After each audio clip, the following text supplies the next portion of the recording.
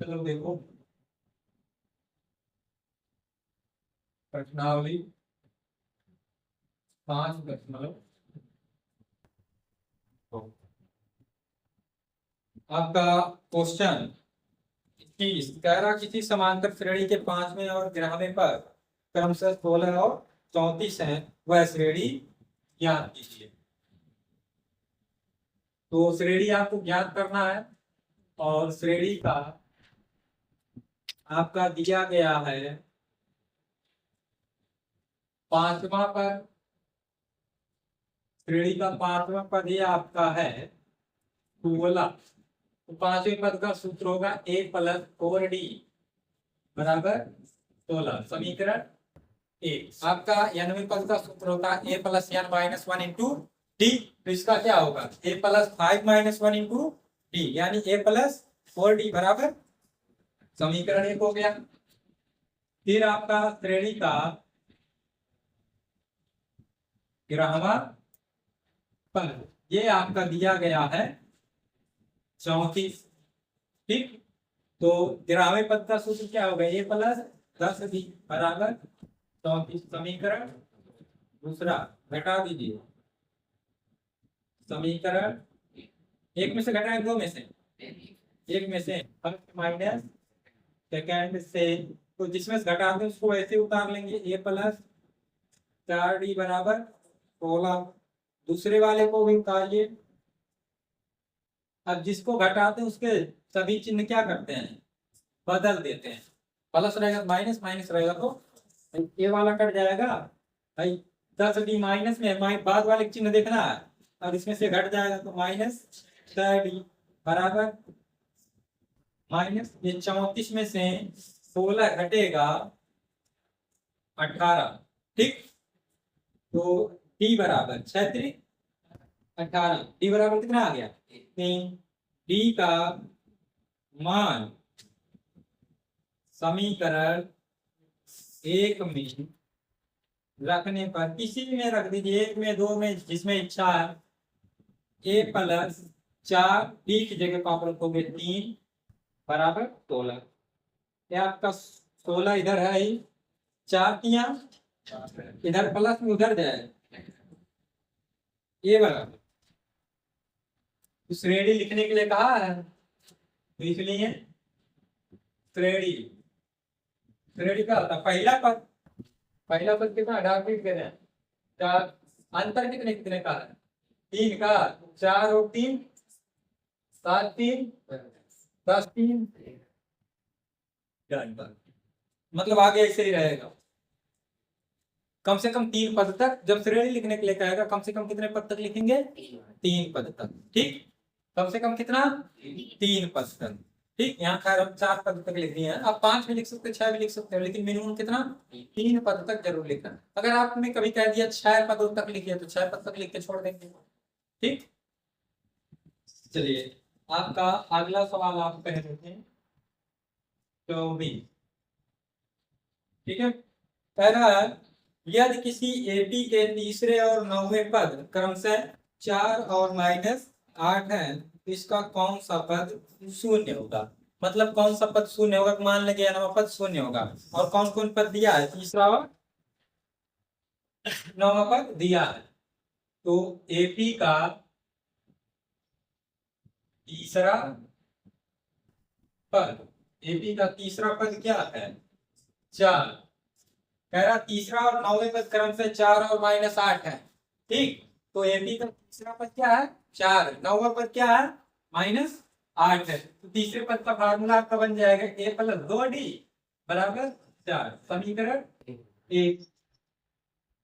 AP का 9वां पद ये आपका हो जाएगा -8। इसका हो जाएगा a + 8d -8 इसके बराबर हो जाएगा। ये बना दीजिए समीकरण। तो घटा लीजिए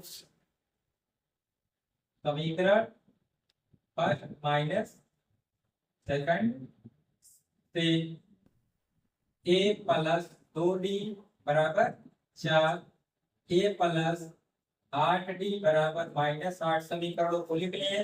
घटाना है तो चिन्ह क्या करेंगे, बदल देंगे।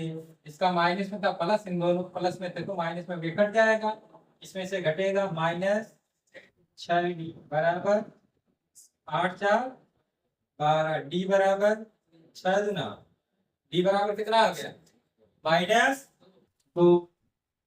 डी का मान समीकरण 1 में रखने पर, रख डालिए समीकरण 1 में, तो a प्लस 2 गुणे माइनस 2 बराबर 4। ए प्लस और माइनस क्या होगा, माइनस 2 गुना 4 बराबर 4। ए बराबर 4 प्लस 4, 4 और 4 कितना होता है जी 8। पहला पद कितना आ गया 8। अब हम लोग लिखेंगे माना एपी का यनवा पद 0 होगा, तो इसलिए यनवा पद यानी एन बराबर 0 ये मान लिए हैं। वैसे भी आप अब जोड़ करके निकाल सकते हो। पहला पद कितना है 8, सार अंतर कितना है माइनस, तो मतलब धीरे धीरे घटता जाएगा। पहला पद कितना 8, दूसरा कितना हो जाएगा 6, तीसरा कितना हो जाएगा 4, चौथा कितना हो जाएगा 2, पांचवा नहीं ना, मतलब पांचवा पद 0 होगा, मतलब n बराबर 5 आएगा। a plus n minus 1 into D बराबर 0। a का मान 8 प्लस n माइनस 1, डी का मान माइनस 2 बराबर 0। तो देखिए n माइनस 1 गुणे माइनस 2 बराबर, इस 8 को उधर ले जाओगे तो माइनस n माइनस 1 बराबर माइनस 8 बटे माइनस, माइनस से माइनस हट जाएगा, n माइनस 1 बराबर 2 चौक 8, n बराबर 4 प्लस 1, n बराबर 5। n का मान कितना आ गया, यहाँ लिख देंगे। आता है एपी का मतलब समांतर श्रेणी का चौथा पद, पांचवा पद क्या होगा 0 होगा।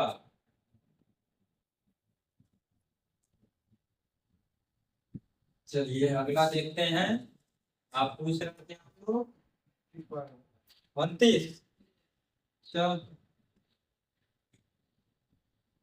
चलिए 32 बता दे रहे हैं। कह रहा 10 और 250 के बीच में 4 के कितने गुणज हैं। देखिए 10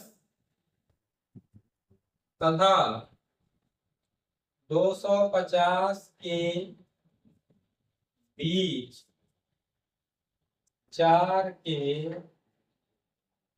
गुणज, 4 के गुणज यानी कौन कौन संख्या 4 से कट जाएगी 10 और 250 के बीच में। ठीक, तो पहली संख्या कौन कटेगी 12, 12 कटेगी ना। अरे 10 और 250 के बीच है तो 10 और 250 को लिया नहीं जाएगा, यानी 11 से लेकर के 249 तक आपको लेना है, यही ना। 11 कटता है नहीं कटता है, 11 के बाद क्या है 12, 12 के बाद 16, 16 के बाद 20, ऐसे लिखते लिखते नहीं जाना है, अब डाट डाट कर लेना है। अंतिम वाला कौन आएगा, अरे 250 के पहले 249 कटेगा नहीं, 248 कटेगा। ठीक है, किस श्रेणी में एपी में है, इसलिए एपी का प्रथम पद ए बराबर 12, पदों की संख्या में निकालना है वही आ जाएगा, मतलब n का मान निकालना है। सर्व अंतर डी बराबर 16 माइनस 12 यानी कि 4। और लास्ट वाला अंतिम पद यल बराबर 200। यल का सूत्र क्या होता है? A plus N minus one into D बराबर 248। अब इसी में क्या करिए, मान रख दीजिए। ए का मान कितना है? क्या है? 12 प्लस एन माइनस वन गुणे 4 बराबर 248। अब इसे आप पक्षांतर कर लीजिए। 4 n माइनस वन बराबर 248 माइनस 12। ठीक, तो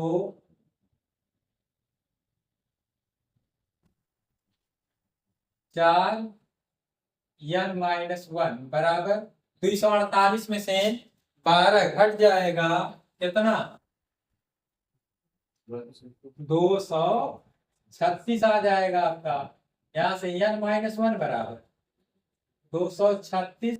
इधर 4 का गुणा था, इधर आएगा भाग हो जाएगा। तो n माइनस वन बराबर 4 से भाग दे दीजिए। 4 पंजे 20।